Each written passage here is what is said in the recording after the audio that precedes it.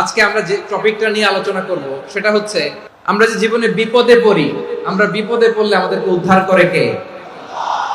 আল্লাহ ছাড়া আমাদের বাঁচানোর কেউ আছে? উদ্ধার করার কেউ আছে?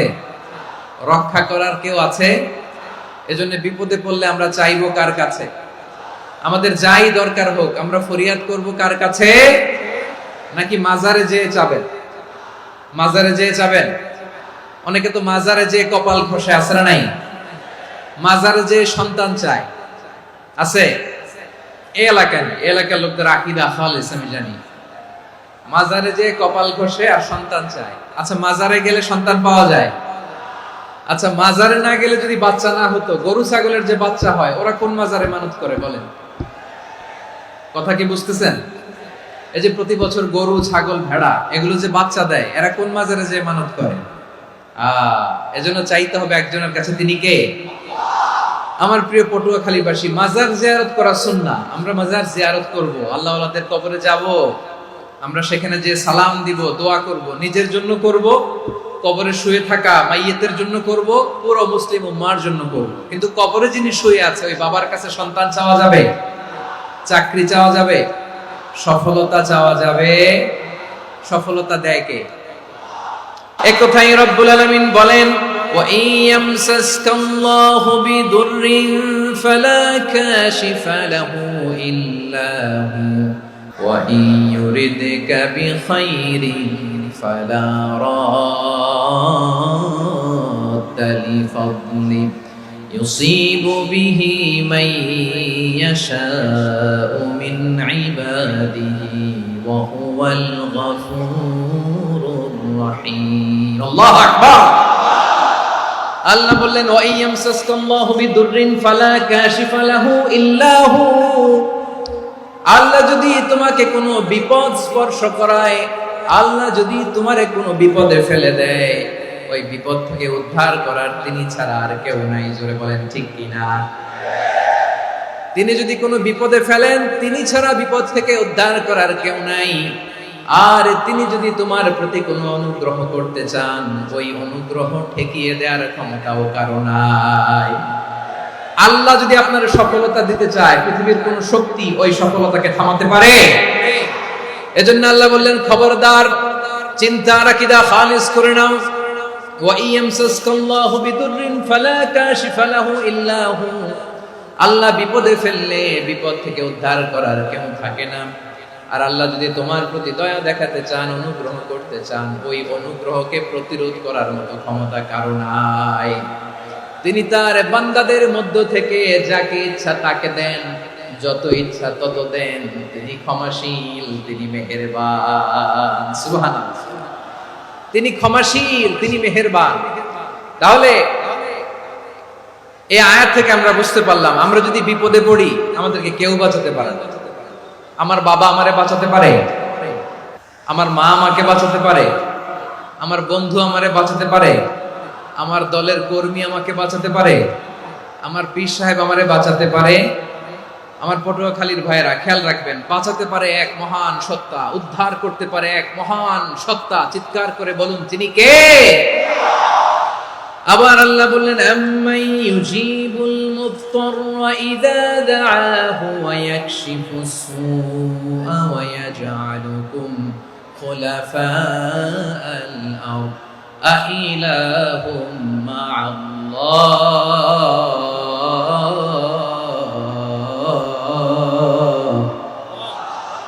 ক্বালিলাম মা তাযাক্কারুন। রব্বুল আলামিন বলেন, বিপদে পড়ে কাতর কণ্ঠে চিন্তাগ্রস্ত হয়ে যখন কেউ ফরিয়াদি হয়ে আল্লাহর ডাকে হাত তোলে, তখন এই ব্যক্তির ডাকে সাড়া দেয় কে? বিপন্ন অবস্থায় আপনি যখন কেঁদে কেঁদে হাত তুলে আপনার দুঃখের কথা জানান, আপনি যখন ডাকেন তারে, তখন আপনার ডাকে সাড়া দেয় কে? আল্লাহ বলে, আমি সাড়া দেই।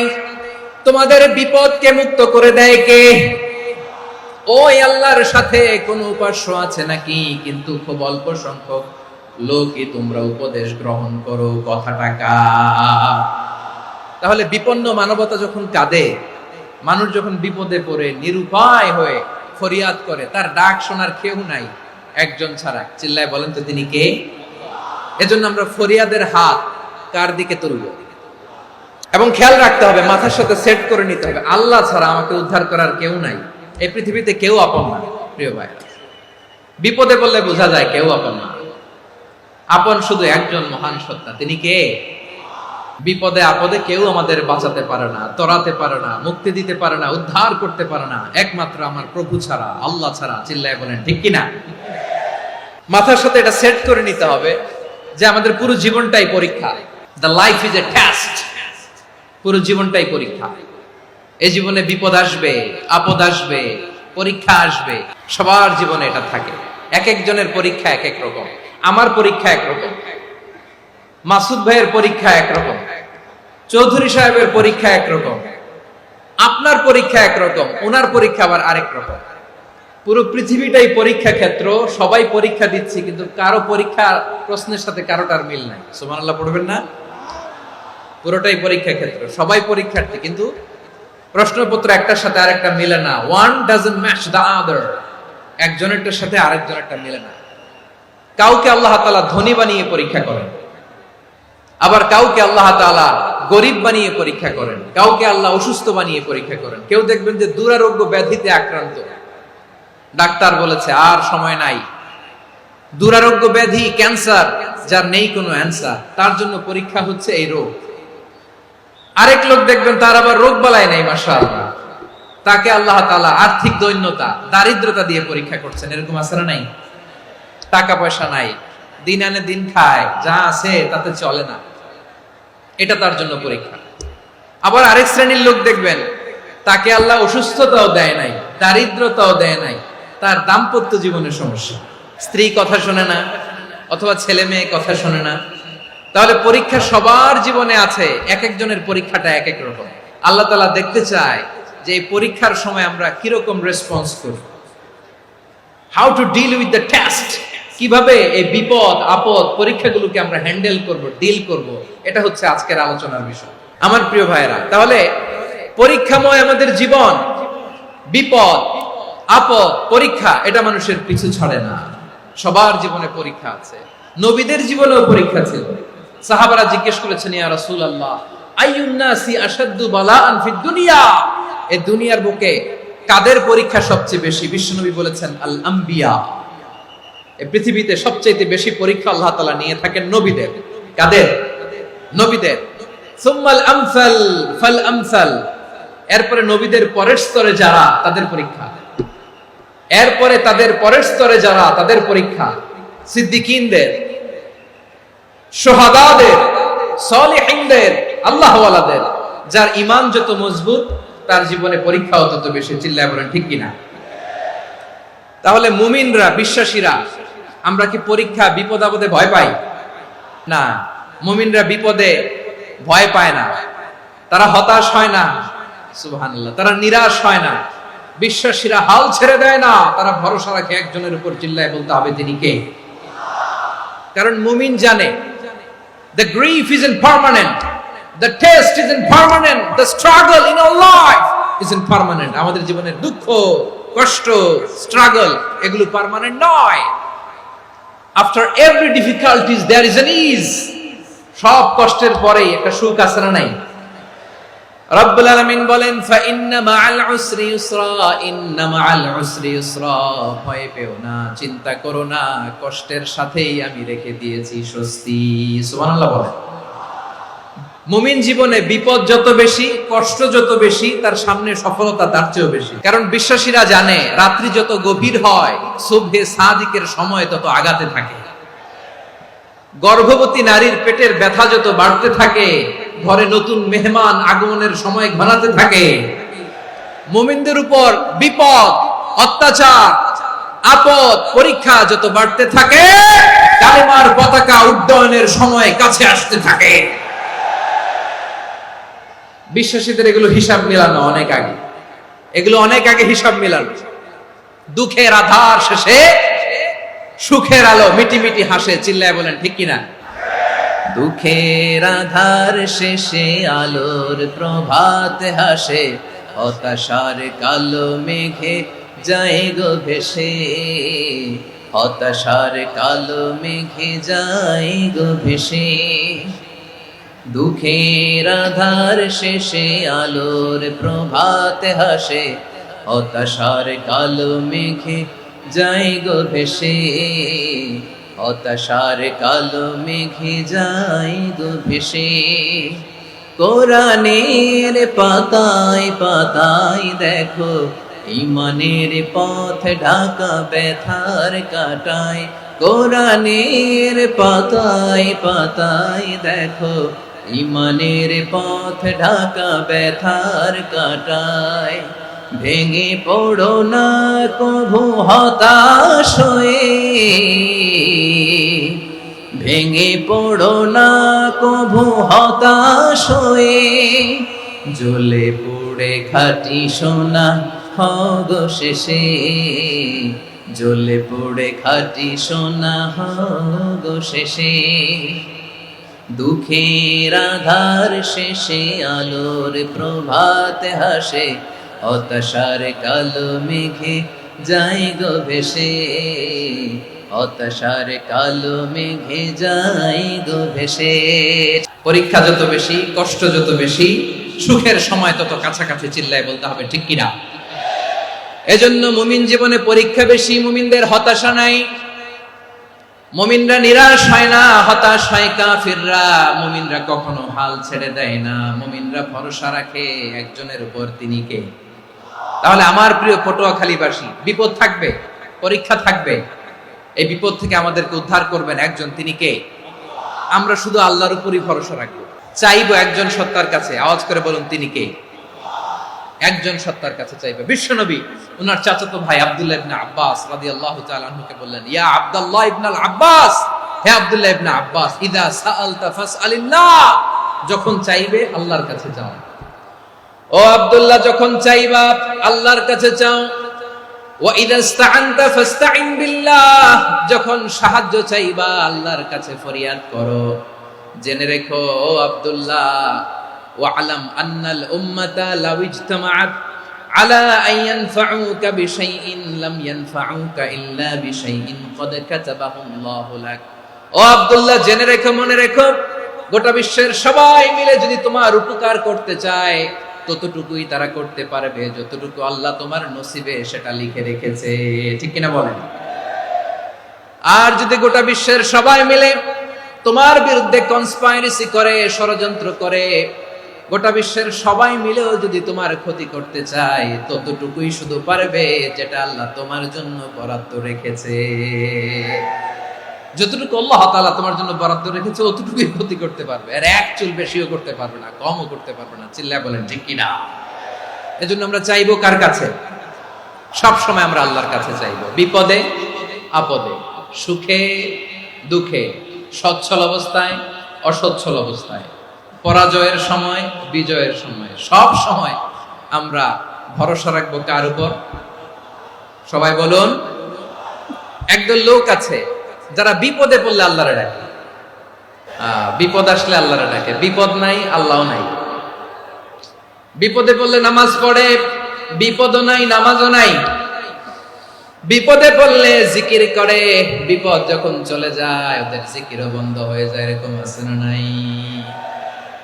কিছু লোক দেখবেন পরীক্ষা আসলে নামাজ পড়ে, দেখবেন পরীক্ষার সময় নামাজ পড়ে, পরীক্ষাও নাই নামাজও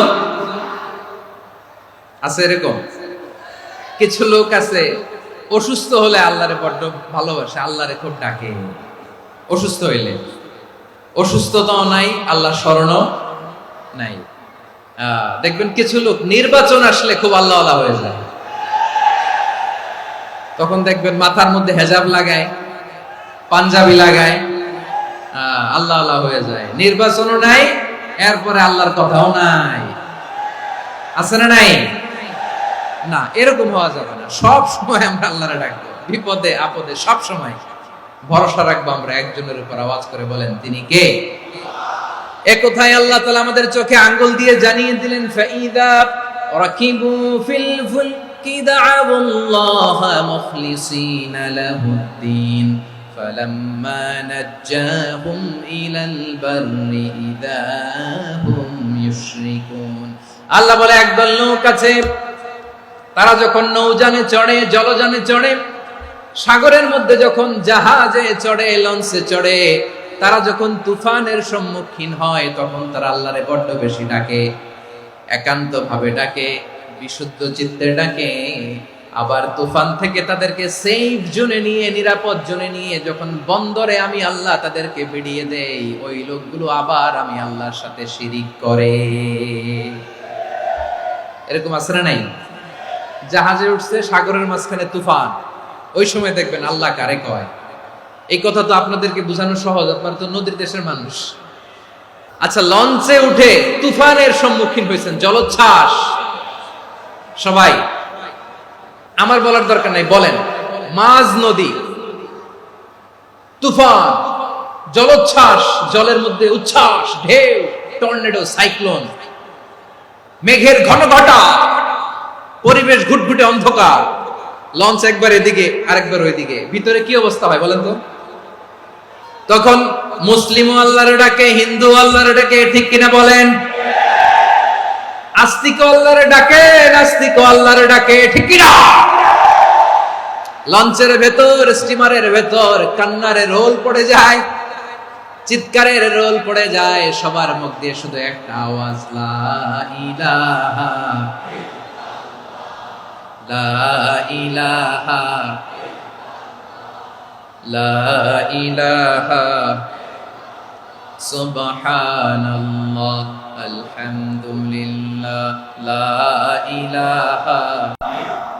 আল্লাহ নামের জিকির করবে যারা, আল্লাহর কাছে প্রিয় তারা, আল্লাহর কাছে প্রিয় যারা, জান্নাতে প্রবেশ করবে তারা, জোরে লা ইলাহা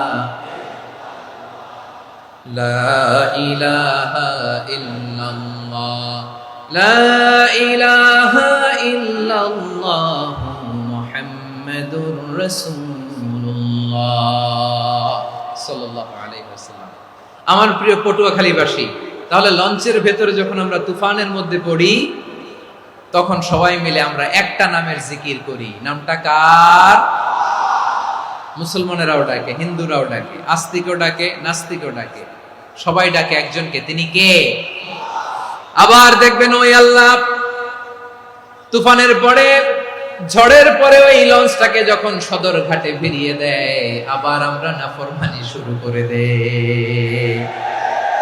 সে কোথায় আল্লাহ বললেন, ফাইদা রাকিবু ফিল ফুলকি দা'আল্লাহ মুখলিসিনা লাহুদ্দিন ফালাম্মা নাজ্জাহুম ইলাল বাররি ইযা হুম ইউশরিকুন।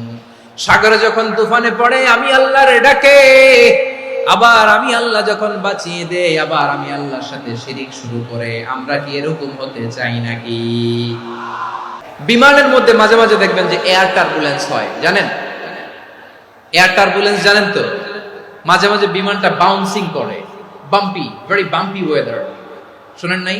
40,000 ফিট উপরে যখন থাকে, তখন পাইলট মাঝে মাঝে বলে, dear passengers, ladies and gentleman, right now we are flying 40,000 feet above the ground and we are passing very air turbulence, very heavy air turbulence right now. Please fasten your seat belts.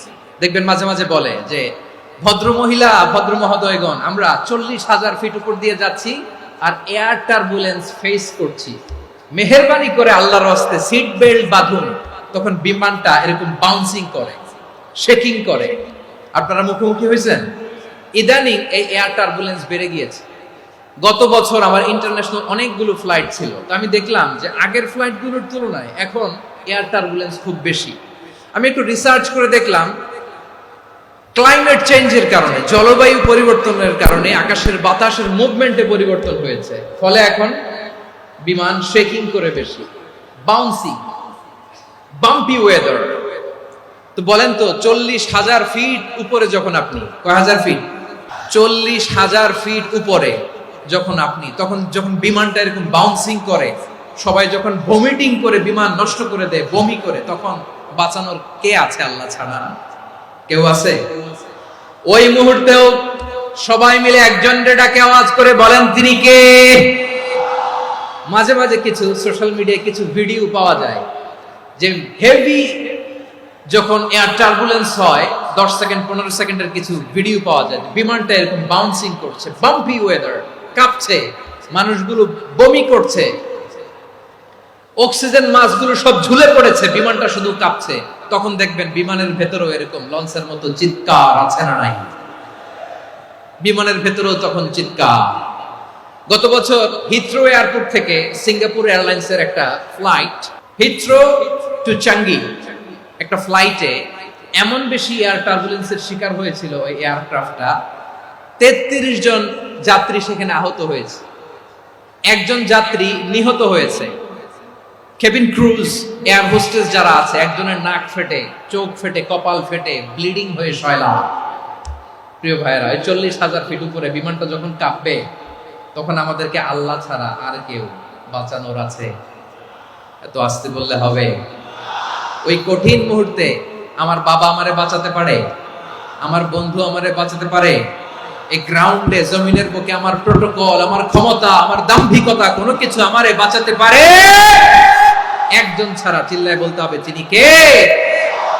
সে আল্লাহ বললেন, গোলাম আমি বিপদের সময় ঠিকই তোমাদের বাঁচিয়ে দেই। ওই বিমানের ভেতরে 40,000 ফিট উপরে যখন তোমরা এয়ার টার্বুলেন্সের শিকার হও, তখন নাস্তিকও আল্লাহরে ডাকে, হিন্দু আল্লাহরে ডাকে। জোরে বলেন ঠিক কিনা? আবার বিমানটা যখন শান্ত হয়ে যায়, একটু পরেই বিমানের স্ক্রিনের মধ্যে হিন্দি সিনেমা খোঁজে। বিমানের স্ক্রিনে কিন্তু বিশাল ওখানে আফলাম, ফিল্মের একেবারে বোঝাই করা। বিমানটা শান্ত হলে আবার হিন্দি সিনেমা দেখা শুরু করে। একটু আগে ডাকছিল কারে? দেখবেন বাংলাদেশে আমাদের ক্রিকেটাররা যখন অন্য কোনো দেশের সাথে খেলে, অনেক সময় এমন হয় বল বাকি একটা, রান দরকার 6টা। বল বাকি কয়টা? রান দরকার। আপনি দেখবেন ক্যামেরাম্যান তখন গ্যালারিতে খালি দেখায় দর্শকদের যে কি অস্থিরতা।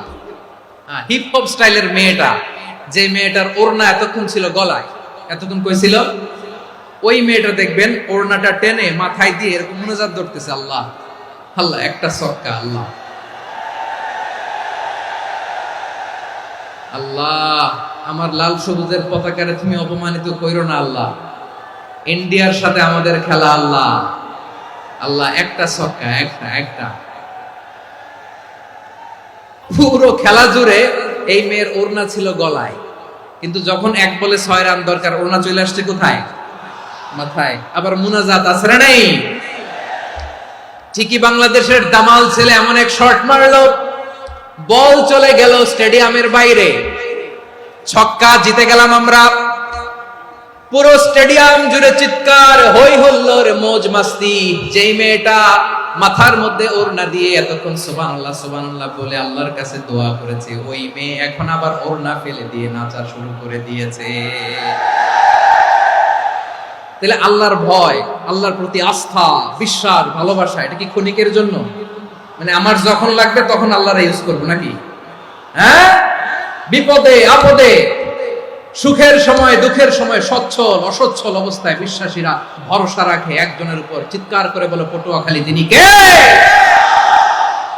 সে আল্লাহ বললেন, গোলাম মনে করো না জাহাজ থেকে সদরঘাটে ভিড়িয়ে দিলাম, তুমি নিরাপদ হয়ে গেছো। মনে করো না 40,000 ফিট থেকে সেফ ল্যান্ডিং এর পরে এয়ারপোর্টে নেমে গেলেই তুমি নিরাপদ হয়ে গেছো। ও মিয়া, বিপদ কি শুধু সাগরে আর আকাশে? ঘরের ভেতরও বিপদ আসতে পারে কি পারে না? এজন্য সূরা মুলক আল্লাহ বললেন, আমিনতুম মান ফিস সামাই আন ইয়াখসিফা বিকুমুল আরদা ফাইযা হিয়া তামুর। আল্লাহ বললেন, তোমরা কি ভেবেছো তোমরা নিরাপদ? আমি চাইলে ল্যান্ডস্লাইডস, ভূমি ধস দিয়ে 1 লক্ষ 1 মুহূর্তে নিয়ে যেতে পারি। এক সুনামি দিয়ে থাপ্পড় মেরে 3 লক্ষ সাগরের ভেতরে ঢুকায় দিতে পারি। 1 সেকেন্ডও লাগে না আমার।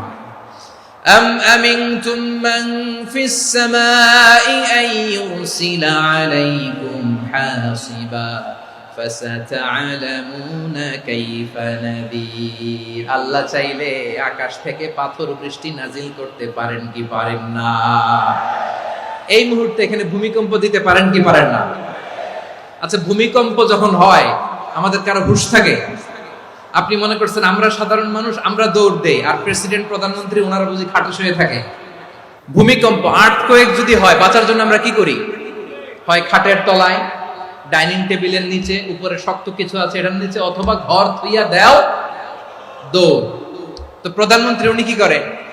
প্রেসিডেন্ট উনি কি করে? হ্যাঁ, উনি খাটের মধ্যে যে শুয়ে থাকে নাকি? উনিও দৌড়, সাধারণ মানুষও দৌড়, প্রধানমন্ত্রীও দৌড়, বাড়িওয়ালাও দৌড়, ভাড়াটিয়াও দৌড়, সবাই দৌড়। নাকি ভাড়াটিয়ারা বাড়ি থুইয়া দৌড়, বাড়িওয়ালারা আর বেরোয় না? এরকম না। তাহলে যে কোনো মুহূর্তে ভূমিকম্প দিয়ে নাস্তানাবুদ করতে পারে কে? আমার প্রিয় ভাইয়েরা, আমরা নিরাপদ নই, আমরা তার দয়ায় বেঁচে আছি। কার দয়ায়? এজন্য আল্লাহ বললেন, গোলাম, যে কোনো মুহূর্তে বিপদ দিয়ে তোমাদেরকে নাস্তানাবুদ করতে পারি। বিশ্বাসী বলে যদি নিজেকে দাবি করো, সব সময় ডাকতে হবে একজন সত্তাকে। বলেন তিনি কে? আপদ থেকে, পরীক্ষা থেকে, ক্যালামিটি থেকে আমাদেরকে কেউ বাঁচাতে পারে না একজন সত্তা ছাড়া। আবারও বলেন তো তিনি কে?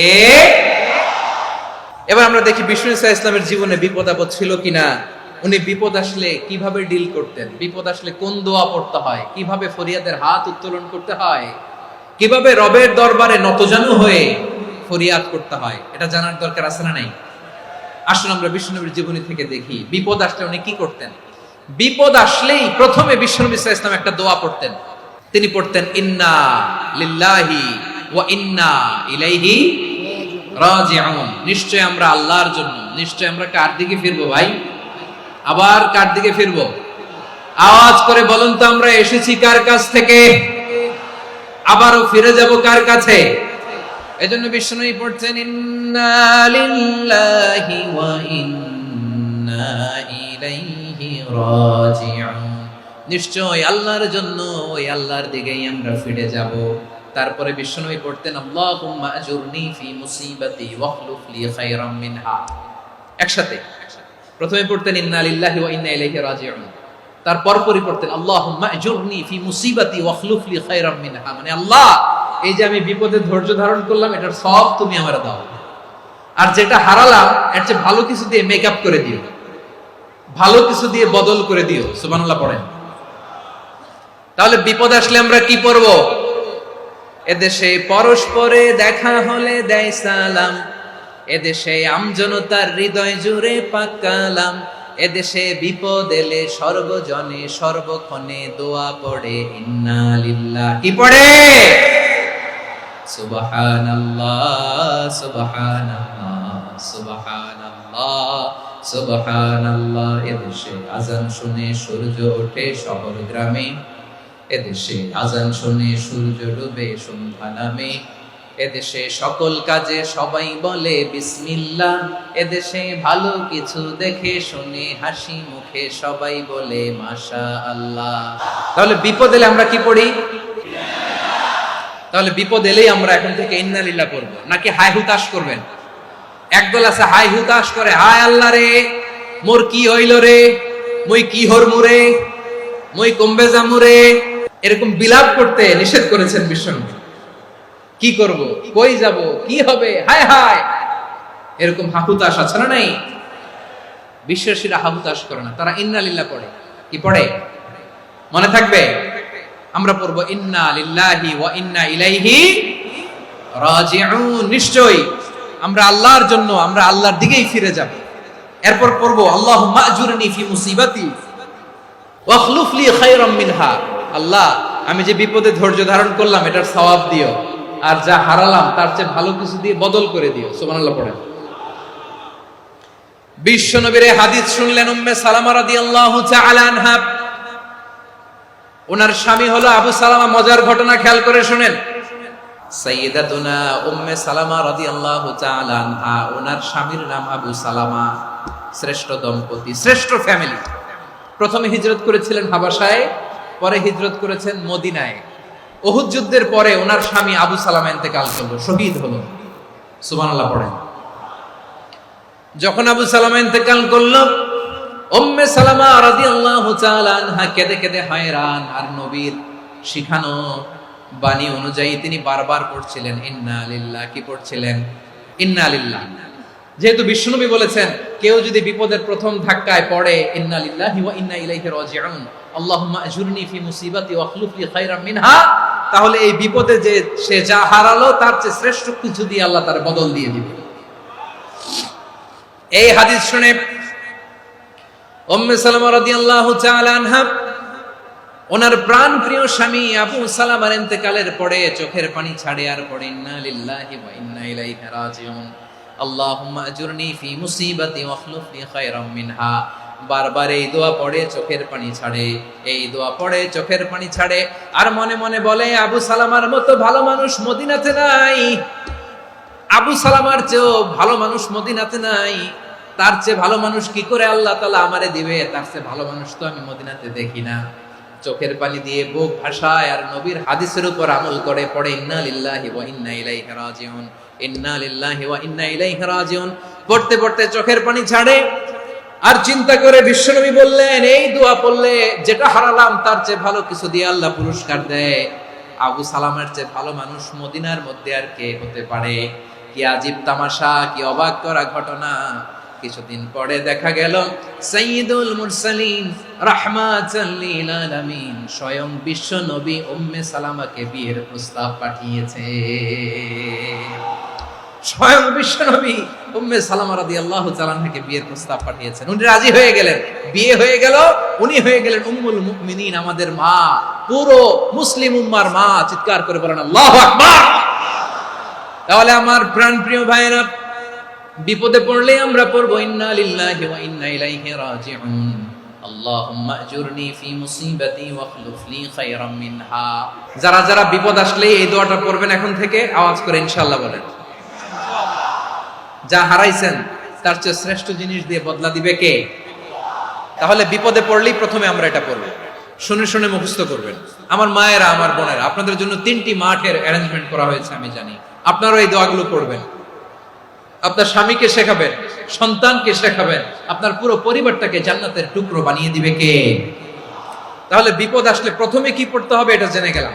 এরপরে বিপদ আসলে নিজেকে কি করে আল্লাহর কাছে সঁপে দিতে হয় এটাও জানার দরকার আছে না নাই? বিপদে প্রথমে ইন্না লিল্লাহ করলাম, ধৈর্য ধারণ করলাম, বিপদ থেকে উদ্ধারের সর্বোচ্চ চেষ্টা করলাম।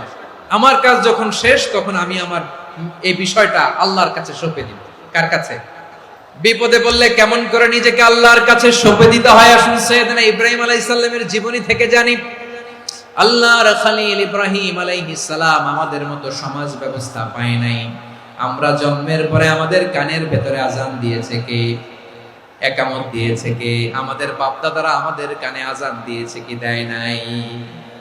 আমাদের জন্মের পরেই তো আজান, একামত, বাড়ির পাশে মসজিদ, প্রতিদিন আজান, জুমার খুতবা, প্রতি মাসে মাসে তাফসিরুল কোরআন মাহফিল, মসজিদ, মিনারা, অভাব নাই। ঠিক কিনা বলে? আপনি যেই সুন্দর ইসলামিক এনভায়রনমেন্ট পেয়েছেন, আমাদের ইব্রাহিম খলিল উনিও কি এরকম পেয়েছিলেন? হ্যাঁ, উনি জন্মের পর পরে ওনার কানে আজান দিয়েছে কেউ? আমার প্রিয় ভাইরা, আগা গোড়া একটা শিরকি পরিবেশ উনি জন্মগ্রহণ করেছেন। উনি ছাড়া ওই তল্লাটে একজনও আল্লাহর উপর বিশ্বাসী নাই। কল্পনা করতে পারেন? গোটা তল্লাটে, গোটা দেশে বিশ্বাসী মুমিন, আল্লাহর উপর বিশ্বাস স্থাপনকারী কয়জন? সবাই বলেন কয়জন? বাকি সব মুশরিক। বাকি সব মুশরিক নিজের সাথে নিজে শক্ত বোঝাপড়া করে, অ্যানালজি করে, সেলফ কনভারসেশন করে উনি মহা সত্যের সন্ধান পেয়েছে। উনি আকাশের তারা দেখে ভাবে মনে হয় এটাই আমার খোদা। পরে দেখে তারা নাই, মনে মনে বলে না তাইলে এটা না। আবার চাঁদ দেখে বলে চাঁদটা বড় মায়া লাগে, মনে হয় এটাই আমার রব। পরে দেখে চাঁদও নাই, কয় না এটা না। এরপরে দ্বীপ প্রহরের জলজলে সূর্যটা খাঁ খাঁ করে গোটা পৃথিবীটারে রৌদ্র দিয়ে তাতিয়ে রাখে। তিনি ভাবলেন মনে হয় এটাই আমার রব, কারণ এটাই তো সবচেয়ে বড়। কিন্তু বিকেল বেলা ওই সূর্যটাও যখন চলে যায়, সাইয়েদনা ইব্রাহিম বলে না এটাও তো নাই। আমার খোদা যদি আমারে ছেড়ে চলে যায়, বিপদে পড়লে আমারে উদ্ধার করবে কে? এভাবে নিজের সাথে অ্যানালজি, সেলফ কনভারসেশন করতে করতে করতে তিনি মহা সত্যের সন্ধান পেয়েছেন। সুবহানাল্লাহ। সব শেষে তিনি ডিসিশন নিয়ে ঘোষণা দিলেন, ইন্নী ওয়াজ্জাহাতু ওয়াজহিয়া লিল্লাযী ফাতারাস সামাওয়াতি ওয়াল আরদা হানিফান ওয়া মা আনা মিনাল মুশরিকিন। নিশ্চয় আমি এমন সত্তার দিকে মনোনিবেশ করলাম, মুখাপেক্ষী হলাম যিনি আকাশ বানিয়েছেন, জমিন বানিয়েছেন, আমি মুশরিক নই। সুবহানাল্লাহ। পারতেন, আপনি পারতেন? কেউ নাই, লক্ষ লক্ষ মুশরিক, আপনি একা। ওনার মতো এরকম বিচক্ষণতা দিয়ে আল্লাহরে খুঁজে পাইতে পারতেন আপনি? কি নবী ছিল, আল্লাহকে খুঁজে পেয়েছে। যখন আল্লাহর ইবাদত শুরু করলো, এই কথা ছড়ায় পড়লো চারদিকে। নমরুদ সাইয়েদনা ইব্রাহিমকে ডেকে পাঠালেন। নমরুদ বলে, ইব্রাহিম, তুমি নাকি মূর্তির পূজা না করে কোন নতুন রবের ইবাদত করো, কে তোমার রব? সাইয়েদনা ইব্রাহিম বললেন, রব্বি আল্লাযী ইউহয়ী ওয়া ইউমীত, আমি এমন রবের ইবাদত করি যিনি জীবন দেন, যিনি মৃত্যু দেন। নমরুদ বলে, তাই নাকি? তোমার রব জীবন দেয়, মৃত্যু দেয়, আর এটা তো আমি দেই। আমিও তো জীবন দেই, আমিও তো মৃত্যু দেই।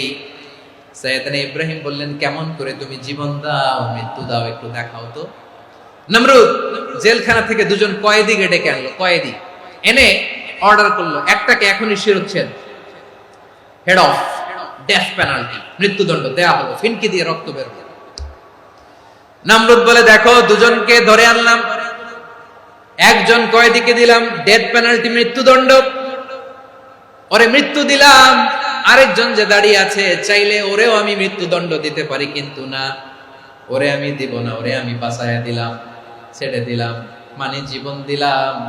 দেখো ইব্রাহিম, তোমার চোখের সামনে একজনরে মৃত্যু দিলাম, আর একজনরে জীবন দিলাম। আপাত দৃষ্টিতে তাই তো, একজনরে তো জীবন দিল, আরেকজনরে মৃত্যু দিল। সাইয়েদনা ইব্রাহিম এবার বিপাকে পড়ে গেলেন। কিন্তু এক একজন নবীকে আল্লাহ এমন উইজডম, বিচক্ষণতা দিয়ে এই জমিনে পাঠিয়েছেন। মুহূর্তের মধ্যে আল্লাহর খলিল ইব্রাহিম বললেন, ফাইন্নাল্লাহা ইয়াতি বিশ-শামসি মিনাল মাশরিকি ফাতি বিহা মিনাল মাগরিব ফাবুহিতাল্লাযী কাফার। আল্লাহর খলিল ইব্রাহিম বললেন, নমরুদ, বুঝলাম তুমি জীবন দাও, মৃত্যু দাও, দেখলাম, কিন্তু আমার রব, আমার আল্লাহ প্রতিদিন সকালবেলা উষা লগ্নে ওই পূর্ব দিগন্ত থেকে সূর্যটাকে উদিত করেন, সাঁঝের বেলা, বিকেল বেলা, কুথুরি লগ্নে, সন্ধ্যা বেলা ওই দ্বিপ্রহরের জল জলে সূর্যটাকে পশ্চিম দিগন্তে ডুবিয়ে দেন। মানে সকালবেলা পূর্ব দিক থেকে উদিত করা সূর্যটাকে পশ্চিম দিকে বিকেলে তিনি ডুবিয়ে দেন। তুমি যদি পারো ওই সূর্যটাকে পশ্চিম দিক থেকে উদিত করে পূর্ব দিকে ডুবিয়ে দাও। সুবহানাল্লাহ পড়বেন না? দেখেন, ইনস্ট্যান্ট ইন্টেলেক্ট, মুহূর্তে বিচক্ষণতা, উইজডম কাকে বলে? নমরুদ পারবে? নমরুদের বাপ পারবে, ওর দাদা, ওর 14 গোষ্ঠী, গোটা বিশ্বের সব ক্ষমতাধর রাষ্ট্রনায়করা একসাথে হলে পারবে? ফাবুহিতাল্লাযী কাফার পারে নাই, ব্যর্থ হয়েছে। এবার তেলে বেগুনে জ্বলে উঠেছে, রেগে মেগে আগুন বলে, ফালকুহু ফিল জাহিম। ওর সাথে তর্ক নাই, না পেরে এবার এটারে আগুনে ফেলা। বিশাল বিশাল গাছ কেটে লাকড়ি এনে আগুনের কুণ্ডলি বানানো হলো, দাও দাও দাও দাও করে আগুন জ্বলে। আল্লাহর খলিল ইব্রাহিমকে আগুনে নিক্ষেপ করা হবে। আল্লাহর খলিল সাইয়েদনা ইব্রাহিমের হাতের মধ্যে রশি দিয়ে টাইট করে বাঁধা হলো, পায়ের মধ্যেও টাইট করে রশি দিয়ে বাঁধা হলো। আল্লাহর খলিল ইব্রাহিমকে আগুনের কুণ্ডলির মধ্যে ফেলা হবে। ও মিয়া, আপনি যে বিপদের কারণে ভয় পান, হতাশ হন, এটা কোনো বিপদ? ওনার বিপদের সামনে এটা কোনো বিপদই না, এটা কোনো বিপদই না। হাত পা বেঁধে টাইট করে নিক্ষেপ করা হবে, সিম্পলি ফেলা যাবে না, কারণ দাও দাও করে দ্য ব্লেজিং ফায়ার, এমন আগুনের কুণ্ডলি, কাছে যাওয়া যায় না, আগুনের উত্তাপে নিক্ষেপ করা হবে। হাতে রশি বেঁধে, পায়ে রশি বেঁধে আল্লাহর খলিল ইব্রাহিম আলাইহিস সালামকে আগুনের মধ্যে নিক্ষেপ করা হবে। আহা, এটার বলে অগ্নি পরীক্ষা। উনি অগ্নি পরীক্ষার সম্মুখীন হয়েছিলেন। এজন্য কঠিন পরীক্ষাকে আমরা অগ্নি পরীক্ষার সাথে তুলনা করি, ঠিক কিনা? সাইয়েদনা জিবরাইল এসে বললেন, ও আল্লাহর খলিল, ওরা তো আপনার হাতও বেঁধে ফেললো, পাও বেঁধে ফেললো, নড়াচড়ার সুযোগ নাই, বলেন আমি জিবরিল ফেরেশতা আপনার জন্য কি করতে পারি? আল্লাহর খলিল ইব্রাহিম বলেন, ও জিবরাইল, তোমার কাছে আমার কোনো চাওয়া পাওয়া নাই। সুবহানাল্লাহ বলেন। তোমার কাছে বলার কিছু নাই, তোমার সাহায্যের আমার দরকার নাই। সাইয়েদনা ইব্রাহিম আলাইহিস সালামকে হাতে পায়ে রশি বেঁধে, হাত পা বাঁধা অবস্থায় জ্বলন্ত অগ্নিকুণ্ডে যখন নমরুদের দলবল নিক্ষেপ করবে, আল্লাহর খলিল কিভাবে নিজেকে আল্লাহর কাছে সঁপে দিয়েছেন পটুয়াখালীর ভাইরা খেয়াল করে শুনুন। হাত পা বেঁধে আল্লাহর খলিলকে যখন নিক্ষেপ করা হবে, তিনি মুখ ফুটে বলে ফেললেন, হাসবুনাল্লাহু ওয়া নি'মাল ওয়াকিল। হাসবুনাল্লাহু ওয়া নি'মাল ওয়াকিল, আমার জন্য আল্লাহই যথেষ্ট, আমার জন্য আল্লাহই যথেষ্ট। তিনি আমার সবচেয়ে বড় গার্ডিয়ান, তিনি আমার সবচেয়ে বড় অভিভাবক। জিব্রাইলের সাহায্যে রফারকে ফিরিয়ে দিলেন। দুনিয়ার বুকে কারো কাছে কিছু বলেন নাই, মুখ ফুটে বলেছেন হাসবুনাল্লাহ। ও আমার পটুয়াখালীর প্রাণের ভাইয়েরা, খেয়াল রাখবেন, কোন বান্দা তার হাতে থাকা সব চেষ্টাটুকুন করার পরে মুখ ফসকে মুখ দিয়ে যখন বলে ফেলে হাসবুনাল্লাহ, বান্দা যখন হাসবুনাল্লাহ বলে ফেলে, ওই ব্যাপারটা ডিল করার দায়িত্ব স্বয়ং আল্লাহ আরশের উপর থেকে নিয়ে নেয়। আপনি যখন বলে ফেলবেন হাসবুনাল্লাহ, এটা ডিলিং করবে কে তখন? বান্দা তার সাধ্যের সবটুকু চেষ্টার পরে নতজানু হয়ে যখন বলবে হাসবুনাল্লাহ, আল্লাহ তুমি আমার জন্য যথেষ্ট, নি'মাল ওয়াকিল, তুমি আমার শ্রেষ্ঠ অভিভাবক, তখন তার কি দরকার না দরকার এটা ডিল করে স্বয়ং আল্লাহ। নিক্ষেপ করা হলো সাইয়েদনা ইব্রাহিমকে অগ্নিকুণ্ডলিতে। হাজার হাজার মানুষের দৃশ্য দেখার জন্য জড়ো হয়েছে এরকম বিশাল ময়দানে। কিন্তু কি অবাক করার ঘটনা, সবাই ভয় পাচ্ছিল, না জানে কি হয়ে যায়। আল্লাহর খলিলকে যখন আগুনের কুণ্ডলিতে নিক্ষেপ করা হয়, আল্লাহর খলিল ইব্রাহিম আগুনের কুণ্ডলীর মধ্যে বসে বসে মানুষগুলোর দিকে তাকিয়ে হাসতে শুরু করে দেয়। কারণ আকাশ থেকে রব্বুল আলামিন স্পেশাল ভার্ডিক্ট নাজিল করেছেন, স্পেশাল হুকুম জারি করেছেন, কুলনা ইয়া নারু কুনি বারদান ওয়া সালামান আলা ইব্রাহিম। ও আগুন খবরদার, সৃষ্টির শুরু থেকে তোকে একটা ধর্ম আমি বাতলে দিয়েছিলাম, তোর ধর্ম, আগুনের ধর্ম হলো যা পাবে জ্বালিয়ে সারখার করবে। আল্লাহ বলল, আগুন তোর ধর্ম দিয়েছিলাম, তুই সব জ্বালিয়ে পুড়িয়ে সারখার করে দিবি, কিন্তু ক্ষণিকের জন্য আমি তোর জ্বালিয়ে দেওয়ার ক্ষমতাটাকে কেড়ে নিলাম, জ্বালিয়ে ভস্ম করে দেওয়ার ক্ষমতা আমি কেড়ে নিলাম। কুনি বারদান, ঠান্ডা হয়ে যা, কিন্তু এত বেশি ঠান্ডা হবি না আবার আমার ইব্রাহিমের জন্য সর্দি লেগে না যায়। সুবহানাল্লাহ, এত আস্তে বললে হবে? কুনি বারদান, বারদ মানে বরফ, ঠান্ডা, ঠান্ডা হ, কিন্তু এত ঠান্ডা হবি না যাতে আমার ইব্রাহিমের কষ্ট হয়। আগুন বলে, আল্লাহ একবার বললাম ঠান্ডা হ, আবার বলো এত ঠান্ডা হবি না যাতে খলিলের সর্দি না লাগে। কেমন ঠান্ডা হব, কেমন এনভায়রনমেন্ট তৈরি করে দেব বলো? আল্লাহ বললেন, সালামান আলা ইব্রাহিম, আমার খলিল আমার ইব্রাহিমের জন্য তুই জান্নাতের গুল বাগিচা হয়ে যা। ও ভাই, নবী মুসার মতো ঈমান হলে রাস্তা হবে সাগর জলে, নবী ইউসুফের মতন ঈমান হলে একে একে দরজা খোলে, নবী ইব্রাহিমের মতন ঈমান যদি আজও থাকে বিদ্যমান, অগ্নিকুণ্ডে দেখতে পাবে খুবসুরত এক ফুল ভাগা। কুলনা ইয়া নারু কুনি বারদান ওয়া সালামান আলা ইব্রাহিম। বান্দা যখন মুখ দিয়ে বলে হাসবুনাল্লাহ,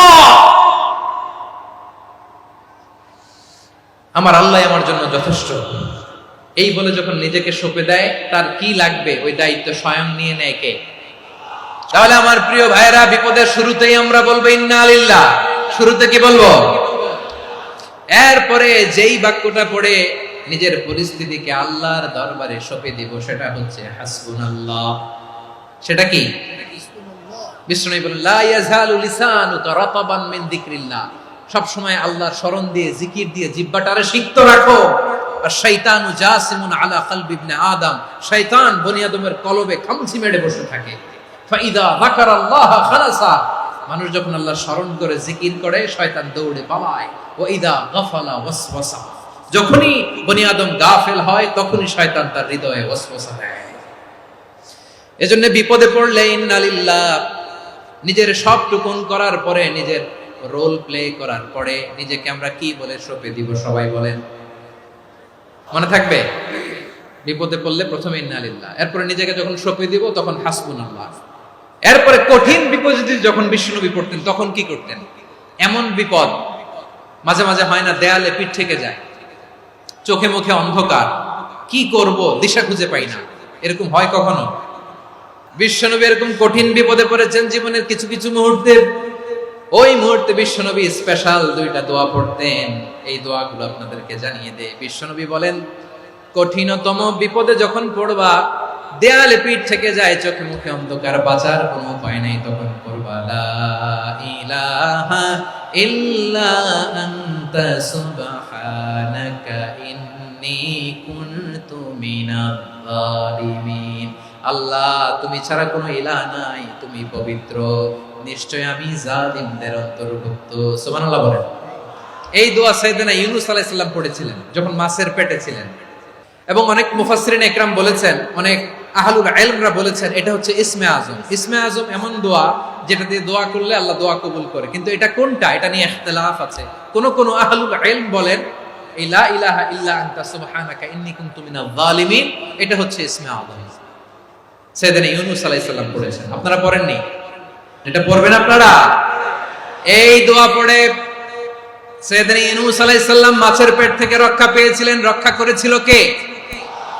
তুমি ইউনূস নবীরে যখন খাইলো মাছেতে গিলিয়া, ফেরেশতা পাঠাইয়া দিলে ইসমে আজম দিয়া, প্রাণে ছিল যাহার ভয় সেথা পাইল আশ্রয়, প্রাণে ছিল যাহার ভয় সেথা পাইল আশ্রয়, মাছের পেট হতে সে যে পেল পরিত্রাণ। আল্লাহু আল্লাহু তুমি জাল্লে জালালুহু, শেষ করা তো যায় না গে তোমার গুণগান। আল্লাহু আল্লাহু লা ইলাহা ইল্লা আনতা সুবহানাকা ইন্নী কুনতু মিনাজ জালিমিন। বিশ্বনবী বললেন, দেয়ালে পিঠ থেকে গেলে, চোখে মুখে অন্ধকার, বাঁচার কোনো উপায় নাই, তখন এই দোয়াটা পড়তে হবে। এই দোয়া পড়ে আল্লাহর কাছে ফরিয়াদ করলে বিপদ মুক্ত করবেন কে? কেন এই দোয়াটা আল্লাহর কাছে বড্ড প্রিয় জানেন আমার ভাইয়েরা? কারণ এই দোয়ার মধ্যে 3টা জিনিস আছে। 1 নম্বরে হচ্ছে তাওহীদ, 2 নম্বরে তাসবিহ, 3 নম্বরে তাকরীর। আই রিপিট, আবারো বলছি, 1 নম্বরে তাওহীদ, 2 নম্বরে তাসবিহ, 3 নম্বরে তাকরীর। এই দোয়াটা আল্লাহর কাছে এত পছন্দনীয় কারণ এই দোয়ার প্রথম অংশে আছে তাওহীদ, আল্লাহর একত্ববাদের ঘোষণা। লা ইলাহা ইল্লা আনতা, ও আল্লাহ আপনি ছাড়া কোনো ইলাহ নাই, উপাস্য নাই, এই কথা বললে আল্লাহ বড্ড খুশি হয়ে যায়। সুবহানাল্লাহ পড়েন। এই দোয়ার দ্বিতীয় অংশে আছে তাসবিহ, মানে আল্লাহর প্রশংসা, প্রশংসা সূচক বাণী। সুবহানাক সুবহানাক সুবহানাক, ও আল্লাহ আমি আপনার পবিত্রতা ঘোষণা করছি। সুবহানাক, এই কথা শুনলেও আল্লাহ খুশি হয়ে যায়। সুবহানাল্লাহ পড়েন। এই দোয়ার তৃতীয় অংশে আছে তাকরীর। তাকরীর মানে পাপের স্বীকৃতি। তাকরীর মানে কি? তাকরীর মানে পাপের স্বীকৃতি। এই দোয়ার তৃতীয় অংশে আছে ইন্নী কুনতু মিনাজ জালিমিন, ও আল্লাহ আমি জালিমদের অন্তর্ভুক্ত। আল্লাহ আল্লাহ আমি জালেম, আল্লাহ আমি ভুল করেছি, অন্যায় করেছি, আল্লাহ আমি জালেমদের অন্তর্ভুক্ত। এই পাপের স্বীকৃতি, অ্যাকনোলেজমেন্ট আল্লাহ বড্ড পছন্দ করে। যখন আল্লাহর কাছে আপনি ছোট হবেন, ছোট হতে হতে যত ছোট হবে, ওই দৃশ্যটা দেখতে আল্লাহ বড্ড পছন্দ করে। সুবহানাল্লাহ বলেন। 3 নম্বর অংশ ইন্নী কুনতু মিনাজ জালিমিন, আল্লাহ আমি জালেমদের অন্তর্ভুক্ত। সাইয়েদনা আদম আলাইহিস সালাম ভুল করে যখন নিষিদ্ধ গাছের ফুল খেয়ে ফেললেন, ফল খেয়ে ফেললেন, আল্লাহ বললেন আদম ক্ষমা পেতে চাইলে তুমি আর হাওয়া মিলে স্বীকৃতি দাও, পাপের স্বীকৃতি। আর পড়ো রব্বানা যালামনা আনফুসানা ওয়া ইল্লাম তাগফির লানা ওয়া তারহামনা লানাকুনান্না মিনাল খাসিরিন। ও আল্লাহ আমি আদম আর হাওয়া যালামনা আনফুসানা, আমরা আমাদের নফসের উপর বড্ড জুলুম করেছি।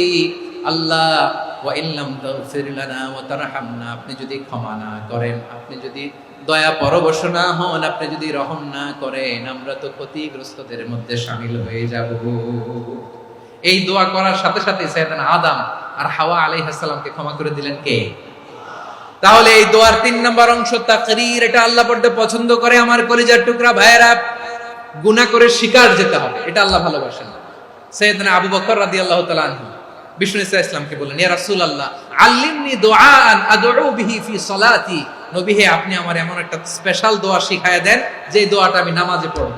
নবী বললেন, তাহলে তুমি পড়ো, আল্লাহুম্মা ইন্নী যালামতু নাফসি যুলমান কাসীরান ওয়া লা ইয়াগফিরুয যুনুবা ইল্লা আনতা ফাগফিরলি মাগফিরাতাম মিন ইনদিকা ওয়ারহামনি ইন্নাকা আনতাল গফুরুর রহিম। সুবহানাল্লাহ।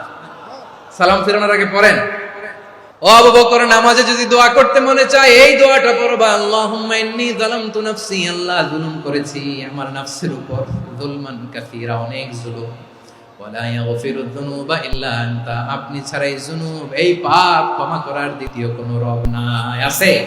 এজন্য আল্লাহরে বলবেন, আল্লাহ আমি ছাড়া তোমার গোলামের অভাব নাই, ও আমার রব আমি ছাড়া এই জমিনের বুকে তোমার গোলামের অভাব নাই, কিন্তু তুমি ছাড়া তো আমার দ্বিতীয় কোনো রব নাই। পারবেন বলতে? পারবেন? চোখের পানি ছেড়ে আল্লাহরে বলবেন, আল্লাহ তুমি আমার রব, তুমি আমার সব। কি বলবেন? আল্লাহরে বলেন, আল্লাহ তুমি আমার রব, তুমি আমার সব। আল্লাহ আমি ছাড়া এই জমিনে তোমার গোলামের অভাব নাই, তুমি ছাড়া আমার দ্বিতীয় কোনো রব নাই। একথা বলে চোখের পানি ছেড়ে আল্লাহরে স্বীকৃতি দেন, আল্লাহ আমি পাপী, আল্লাহ এই জমিনে আমার চেয়ে বড় পাপী আর কেউ নাই। ওযু করে সিজদায় লুটিয়ে পড়ে চোখের পানি ছেড়ে আল্লাহরে পাপের স্বীকৃতি দেন, আল্লাহ এমন কোন জুলুম নাই, গুনাহ নাই আমি করি নাই, সগীরা কবিরা, জেনে না জেনে, ইচ্ছায় অনিচ্ছায়, শিরকি বেদাতি সব গুনাহ করেছি। আল্লাহ আকাশের নিচে জমিনের উপরে আমার চেয়ে বড় গুনাহগার আর কেউ নাই। চোখের পানি ছেড়ে আল্লাহরে বলেন, আল্লাহ আমি ছাড়া তোমার গোলামের অভাব নাই, তুমি ছাড়া আমার দ্বিতীয় কোনো রব নাই, তুমি ছাড়া তো কেউ আমার গুনাহ ক্ষমা করার নাই, তুমি আমার রব, তুমি আমার সব। বলতে পারবেন? এই তাকরীর আমার পটুয়াখালীর ভাইরা, এই স্বীকৃতিটা দেখতে আল্লাহ বড় ভালোবাসে, কারণ আমরা সবাই গুনাহগার, আমরা সবাই কি? বিশ্বনবী বলেন, কুল্লুকুম খাত্তাউন, আ বনি আদম তোমরা সবাই পাপী। সবাই কি? সবাই পাপী। আমরা সবাই পাপী, আপন পাপের বাটখারা দিয়ে অন্যের পাপ মাপি। আমরা যে পাপী এটা ভাবতে মনে চায় না কারো, খালি অন্যের পাপ দেখি আমরা, এটা ভুল। ওর এই পাপ, ও পাপী, ও জালেম, ও জাহান্নামী, এরকম একটা টেন্ডেন্সি। আমার যে কি হালাত এটার খেয়াল নাই। খেয়াল করতে হবে যে আমি সবচেয়ে বড় পাপী, ঠিক কিনা বলেন? পাপ করি না এমন কেউ আছি? হ্যাঁ আছি। কেউ না জানলেও জানে কে আমার পাপের ঘটনা? পৃথিবী না জানুক আমি তো জানি, আমি কি পাপ করেছি। হায় ও আমার কলিজার টুকরা ভাইয়েরা, মাথাটাকে নিচু করে জীবনের সব গুনার ফিরিস্তিগুলো একটা একটা করে স্বীকার করে আল্লাহরে বলেন, আল্লাহ আমি পাপী, আল্লাহ আমার চেয়ে বড় পাপী এই দুনিয়াতে কেউ নাই, আকাশের নিচে জমিনের উপরে আমার চেয়ে বড় পাপী কেউ নাই। একটা একটা করে আল্লাহ স্বীকার করি আমি পাপী, সব পাপের স্বীকৃতি দিলাম। পৃথিবী না জানুক আমি তো জানি, আমি কি পাপ করেছি। হায় আমার পাপের করলে বিচার, বাঁচার আমার নাই উপায়। দয়াময় তুমি মাফ করো আমায়, মাফ করো আমায়। আল্লাহ তাআলা যদি দয়া করে আমাদেরকে মাফ না করে, আমাদের বাঁচার কোনো উপায় নাই। আপনি কি ভেবেছেন আপনার নামাজ দিয়ে আপনি জান্নাতে যাবেন? আপনি তাহাজ্জুদ গুজার, সেজদা দিতে দিতে কপালে দাগ ফেলেছেন, এটা আপনারা জান্নাতে নেবে না। আপনি এলাকার সবচেয়ে বড় হাতেম তাই দানশীল, এই দানের ভরসায় বসে আছেন, কশিন কালো না। আমাদের নামাজ, আমাদের রোজা, আমাদের ইবাদত, এগুলোকে মিজানের পাল্লায় উঠালে কোনো ওজনই হবে না। তবে আমাদের একটা কৌশল জানা আছে, আমরা আল্লাহর রহমতের ভিখারি। আমরা সেদিন আগেই গুনার স্বীকৃতি দিয়ে দেব। আমরা বলবো, আল্লাহ তুমি প্রশ্ন করার আগে তোমার একটা কথা বলি, আমারে কিছু জিজ্ঞেস করো না, আমি সব করেছি। এমন কোন পাপ নাই যে পাপ আমারে দিয়ে হয় নাই। তোমার রহমত দিয়ে তুমি জান্নাতে পাঠাবা, তোমার দয়ায় জান্নাতে যেতে চাই, আমল দিয়ে না। পারবেন বলতে? কিয়ামতের দিন আমরা বলবো, আল্লাহ আমার আমল দিয়ে জান্নাত চাই না, আমি তোমার দয়া দিয়ে জান্নাত চাই। তোমার দয়া ছাড়া আমার কোনো উপায় নাই। কারণ আল্লাহ যদি বিচার করে বাঁচার কারো উপায় নাই। আল্লাহ যদি বলে ফেলেন তুই এটা করলি কেন, ওখানে গেলি কেন, কোরআনে 1000 বার নিষেধ করলাম তারপরেও এই পাপে জড়ালি কেন, এরকম প্রশ্ন ছুড়ে দিলে আমার উত্তর আছে? বাঁচার কোনো উপায় আছে? রোজ হাসরে হে আল্লাহ আমার করোনা বিচার, আল্লাহ করোনা বিচার, বিচার চাহি না তব দয়া চাই, এ গুনাহগার করোনা বিচার। আপনার আমল দিয়ে জান্নাতে যাবেন? কি দিয়ে যাবেন? আল্লাহর দয়া দিয়ে। আল্লাহর রহম আর দয়া ছাড়া কেউ জান্নাতের চেহারাও দেখতে পাবে না। আমার প্রিয় ভাইয়েরা, এই দোয়া আল্লাহর কাছে পছন্দনীয় হওয়ার কারণ 3টা। দোয়ার প্রথম অংশে আছে তাওহীদ, আল্লাহর একত্ববাদের ঘোষণা।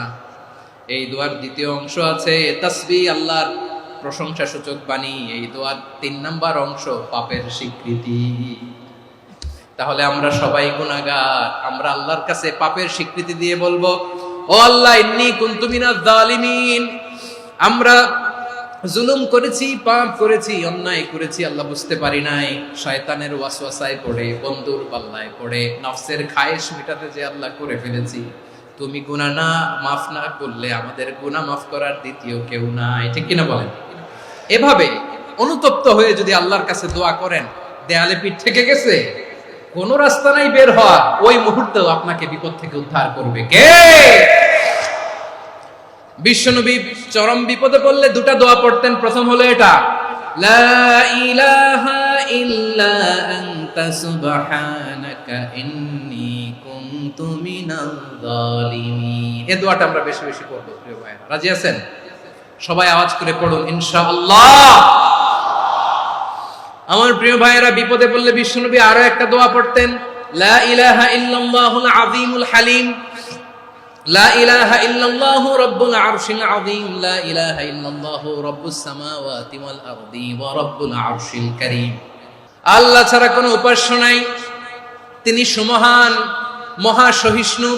আল্লাহ ছাড়া কোনো উপাস্য নাই, তিনি সুমহান, আরশের অধিপতি। আল্লাহ ছাড়া কোনো উপাস্য নাই, তিনি আকাশের মালিক, জমিনের মালিক, তিনি সুবিশাল আরশের অধিপতি। সুবহানাল্লাহ পড়েন। এই দোয়াটা কেউ যদি পড়ে যদি এর ওসিলা করে দোয়া করে, তাকে বিপদ থেকে মুক্তি দেয় কে? মনে থাকবে আপনাদের? তাহলে বিপদের প্রথম ধাক্কায় কি যেন পড়তে হয়? ইন্না লিল্লাহ। তারপরে কি বলে আল্লাহর কাছে নিজেকে সঁপে দিতে হয়? দেয়ালে পিঠ থেকে গেলে লা ইলাহা ইল্লা আনতা সুবহানাকা ইন্নী কুনতু মিনাজ জালিমিন। 2 নাম্বার হচ্ছে লা ইলাহা ইল্লাল্লাহুল আযীমুল হালিম, লা ইলাহা ইল্লাল্লাহু রাব্বুল আরশিল আযীম, লা ইলাহা ইল্লাল্লাহু রাব্বুস সামাওয়াতি ওয়াল আরদি ওয়া রাব্বুল আরশিল কারীম। মনে থাকবে?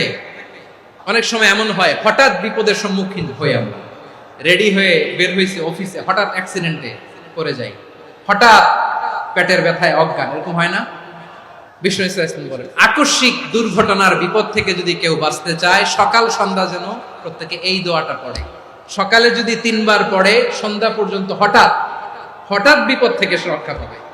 To be protected from sudden calamity, sudden disaster, হঠাৎ বিপদ, হঠাৎ ভয়ঙ্কর কোন আকস্মিক বিপদ থেকে আল্লাহ বাঁচায় দেবে। সকালে পড়লে সন্ধ্যা পর্যন্ত প্রোটেক্টেড, সন্ধ্যাবেলায় যদি 3 বার পড়ে সকাল পর্যন্ত প্রোটেক্টেড। সুবহানাল্লাহ পড়ে। দোয়াটা কি? দোয়াটা হচ্ছে বিসমিল্লাহিল্লাযী লা ইয়াদুররু মা'a ইসমিহি শাইউন ফিল আরদি ওয়ালা ফিস সামাই ওয়া হুয়াস সামিউল আলীম। ছোট না? অনেক ছোট, মুখস্থ করবেন। বিসমিল্লাহিল্লাযী লা ইয়াদুররু মা'a ইসমিহি শাইউন ফিল আরদি ওয়ালা ফিস সামা। ওই আল্লাহর নাম নিচ্ছি যে আল্লাহর নামের বরকতে আকাশ জমিনের কোনো কিছু কারো কোনো ক্ষতি সাধন করতে পারে না।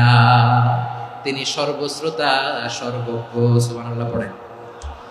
পড়বেন এই দোয়াটা, বিসমিল্লাহিল্লাযী লা ইয়াদুররু মা'a ইসমিহি শাইউন ফিল আরদি ওয়ালা ফিস সামাই ওয়া হুয়াস সামিউল আলীম। ফজরের পরে 3 বার, মাগরিবের পরে 3 বার যদি কেউ পড়ে প্রোটেক্টেড, যে কোনো হঠাৎ বিপদ থেকে প্রোটেক্টেড। প্রোটেক্ট করেন কে? ওই আল্লাহর নাম নিচ্ছি যে আল্লাহর নামের ওসিলায় আকাশ জমিনের কোনো কিছু কোনো ক্ষতি করতে পারে না। সুবহানাল্লাহ পড়েন। আচ্ছা, এবার আমাদের জীবনে দুশ্চিন্তা আছে না নাই বলেন? Tension, hyper tension, anxiety, depression, সবার জীবনে টেনশন আছে না নাই? এই দুশ্চিন্তা, পেরেশানি, মারাত্মক পেরেশানি থেকে মুক্তি পাওয়ার জন্য বিষ্ণু ইসলাম দুটো দোয়া পড়তেন। কয়টা? অনেকগুলো পড়তেন। স্পেশাল দুটো দোয়া আজকে আপনাদের শিখায় যাব, শুনবেন? পেরেশানিতে পড়লে, টেনশনে পড়লে এই দোয়াটা। প্রিয় ভাইরা, বিষ্ণু ইসলাম যখন খুব বিপদে পড়তেন, দুশ্চিন্তা ওনাকে ঘিরে ধরতো, উনি পড়তেন ইয়া হাইয়ু ইয়া কাইয়ুম বিরহমাতিকা আস্তাগীথ। ইয়া হাইয়ু ইয়া কাইয়ুম, হে শাশ্বত অবিনশ্বর, হে চিরঞ্জীব, বিরহমাতিকা আস্তাগীথ, তোমার রহমতের উসিলায় তোমার কাছে ফরিয়াদ করি। এটা করতেন। আবার আরেক বর্ণনায় এসেছে ইয়া হাইয়ু ইয়া কাইয়ুম বিরহমাতিকা আস্তাগীথ আসলিহ লি শা'নি কুল্লাহু ওয়ালা তাকিলনি ইলা নাফসি তারফাতা আইন। আসলিহ লি শা'নি কুল্লাহ, আল্লাহ আমার সবকিছু আপনি সেটেল করে দেন। আমাদের সব ঝামেলা সেটেল করে দিতে পারে কে? তাহলে পড়বেন ইয়া হাইয়ু, হে চিরঞ্জীব। হাইয়ু মানে চিরঞ্জীব, যিনি চিরকাল বেঁচে থাকবেন, মরবেন না। আল্লাহ মরবেন? তার কোনো লয় আছে? ক্ষয় আছে?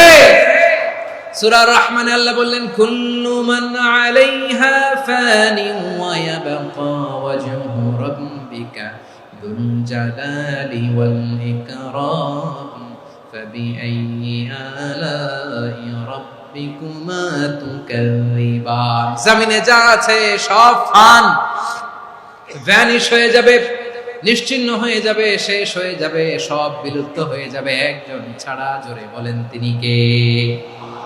এই দোয়াটা কেন পছন্দ আল্লাহর কাছে? কারণ এখানে আল্লাহর দুইটা সুন্দর নাম আছে, গুণবাচক নাম, আল হাই, আল কাইয়ুম, এই দুটো নাম আছে এখানে।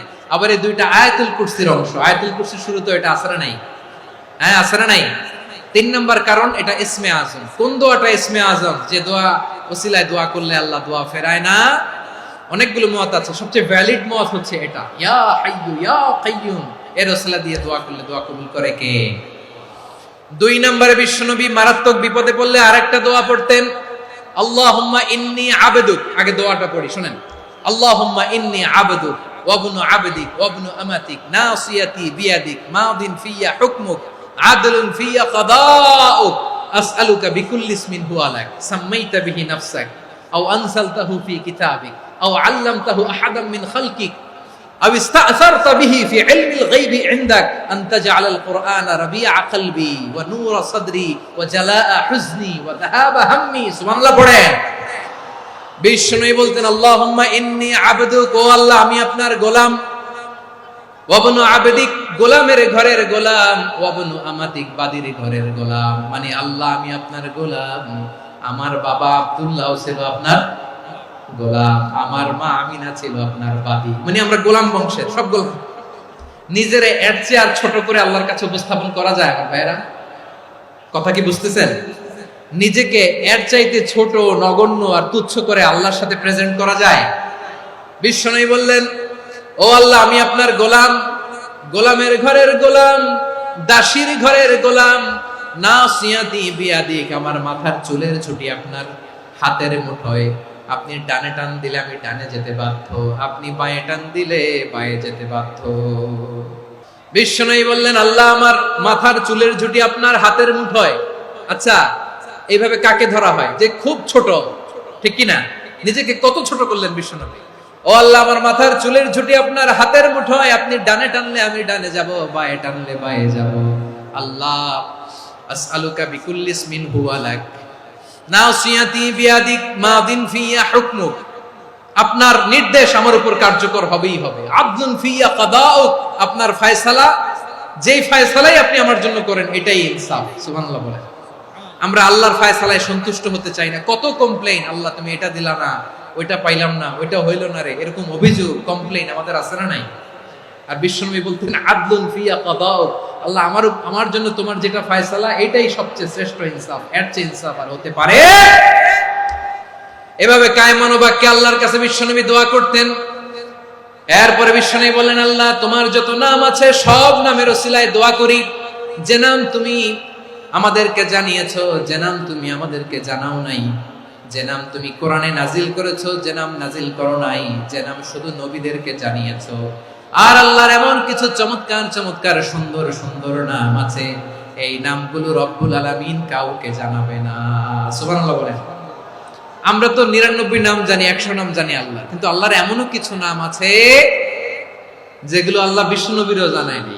এগুলো আল্লাহ ইলমুল গায়বে রেখে দিয়েছেন। দোয়ার সময় বলবেন, আল্লাহ তোমার যেই নামগুলো জানি, যেগুলো জানি না, যেগুলো কোরআনে আছে, যেগুলো নাই, যেগুলো নবীরে খাস ভাবে জানাইছো ওগুলোর উসিলায়, যেগুলো কোনোদিন জানাবাও না তোমার ওই নামের উসিলাও তোমার কাছে চাই। আল্লাহ কোরআনকে আমার হৃদয়ের বসন্ত বানাও, আমার বক্ষের জ্যোতি বানাও, আমার চিন্তা দুশ্চিন্তা তুমি দূর করে দাও। বিশ্বনবী বললেন, এই কালিমাগুলো, এই বাক্যগুলো পড়ে যদি কেউ আল্লাহর কাছে ফরিয়াদ করে, তার হৃদয় থেকে দুশ্চিন্তা কাটিয়ে দিবে কে? আচ্ছা, সব শেষে বলি, ঋণের বোঝায় যারা জর্জরিত, বিষ্ণু ইসলাম চমৎকার একটা দোয়া শিখিয়েছেন। এক সাহাবীর নাম আবু উমামা, নামাজের ওয়াক্ত ছাড়া উনি মসজিদে যেয়ে বসে আছে। বিষ্ণু বললেন, কিরে আবু উমামা, নামাজের তো ওয়াক্ত হয় না, মসজিদে কি? সাহাবী বলে, হুমুমুন লাজিমাতনি ওয়া দুয়ুদ, নবী গো, ঋণের বোঝায় এমন টেনশনে আছি, ঘরে থাকতে পারলাম না, মসজিদে চলে আসছে। বিষ্ণু বলেন, আমি কি তোমার এমন একটা দোয়া শিখাবো যেটা পড়লে আল্লাহ তাআলা তোমার ঋণের বোঝা হালকা করে দিবে? আবু উমামা বললেন, ইয়া রাসূলুল্লাহ, অবশ্যই শিখাবেন। বিষ্ণু বললেন, তাহলে তুমি পড়বা, আল্লাহুম্মা ইন্নী আউযু বিকা মিনাল হাম্মি ওয়াল হাযান ওয়া আউযু বিকা মিনাল জুবনি ওয়াল বুখল ওয়া আউযু বিকা মিন গালাবাতিদ দাইনি ওয়া কাহরির রিজাল।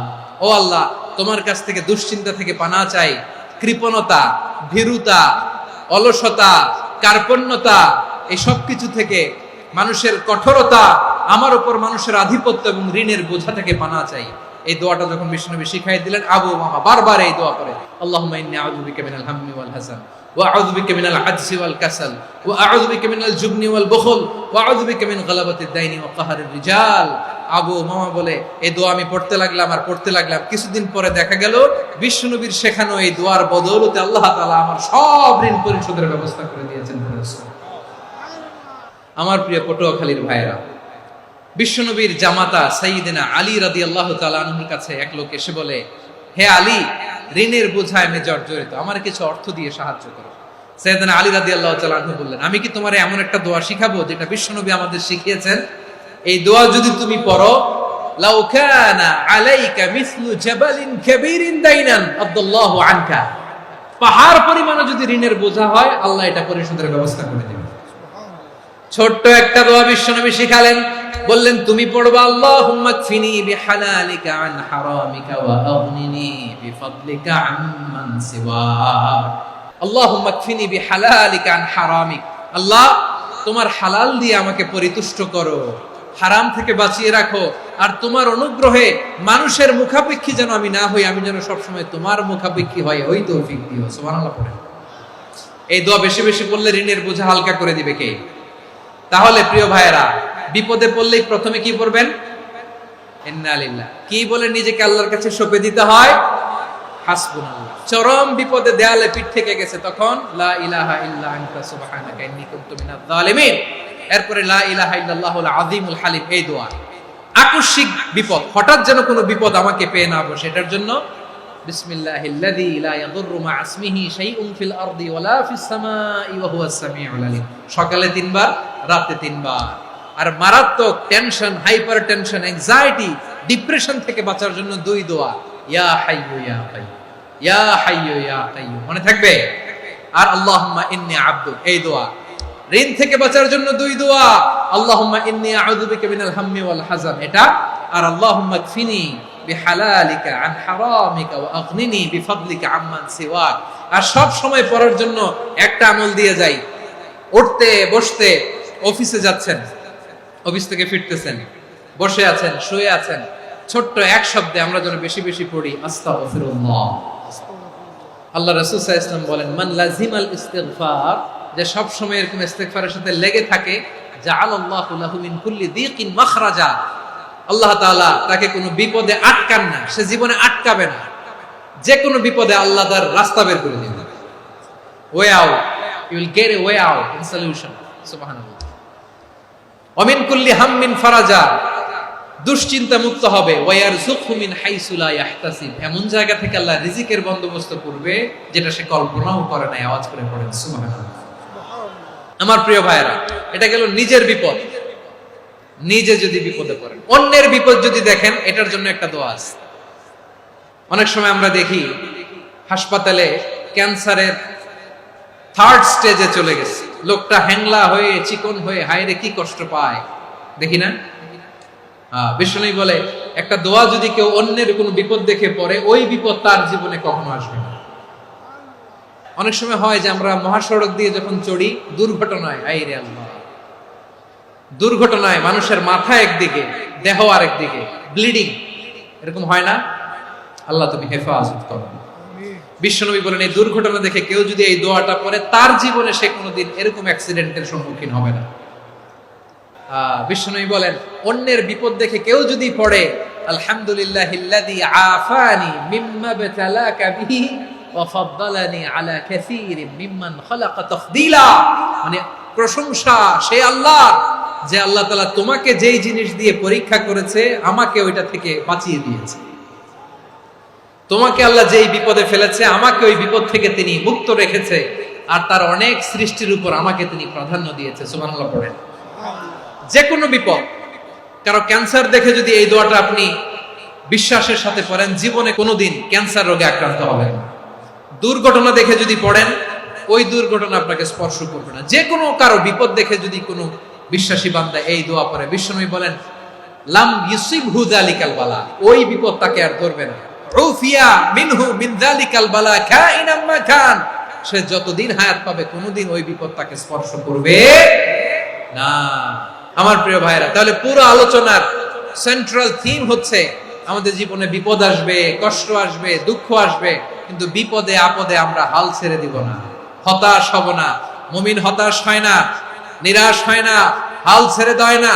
মুমিন ভরসা রাখে একজনের উপর। আওয়াজ করে বলুন, যিনি কে? বিপদে পড়লে আমাদেরকে উদ্ধার করে কে? আবার আমাদেরকে যদি কোনো নেয়ামত আল্লাহ দিতে চান, ওইটা কেড়ে নেওয়ার ক্ষমতা কারো আছে? তাহলে আমরা কানেক্টিভিটি বাড়াবো কার সাথে? আমাদের প্রার্থনার ফরিয়াদের হাত তুলবো কার কাছে? রাজি আছেন? পটুয়াখালীর ভাইয়েরা, মনে থাকবে কথাগুলো? আল্লাহ তাআলা আমাদের সবাইকে কথাগুলো বোঝার ও আমল করার তৌফিক দান করুন।